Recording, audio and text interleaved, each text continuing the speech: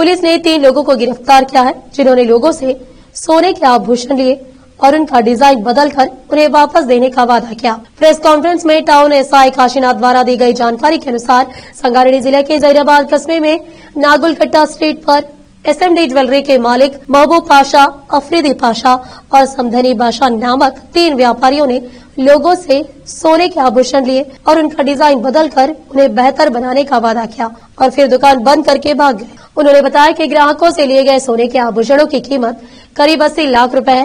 सोने के आभूषण लेकर भागे स्वर्ण व्यापारी जब दुकान खाली करने की कोशिश कर रहे थे, तभी जहीराबाद पुलिस ने तीनों व्यापारियों को गिरफ्तार कर मामला दर्ज कर लिया है। जहीराबाद से केपी न्यूज के संवाददाता नेमतुल्लाह की रिपोर्ट।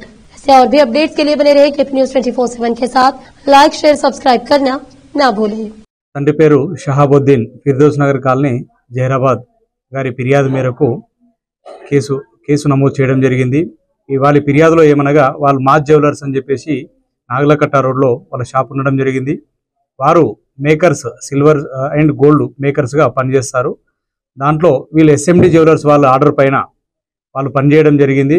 సుమారు 13 కిలోల చిల్లర వెండి మరియు ఒక 4-5 లక్షల రూపాయలు డబ్బులు వాళ్ళకు బాకీ ఉన్నట్టుగా తెలిసింది.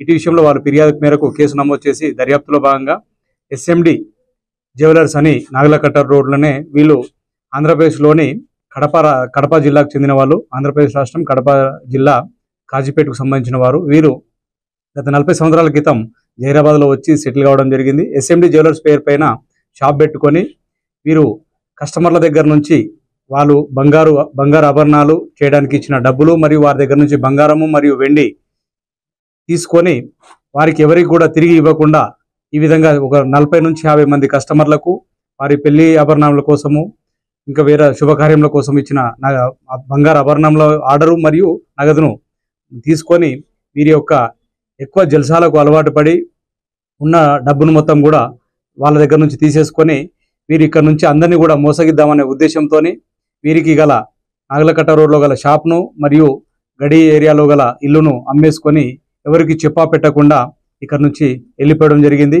ఈ కేసులో దర్యాప్తులో భాగంగా ఈరోజు ఉదయం ఎస్ఎండి జ్యువెలర్స్ ప్రొపరేటర్ అయిన సమధాని భాష మరియు వారి పెద్ద కుమారుడు మహబూబ్ భాష మరియు అఫ్రీది భాషలను ఈరోజు పట్టుకొని వాళ్ళని జ్యుడిషియల్ రిమాండ్కు తరలించడం జరుగుతుంది.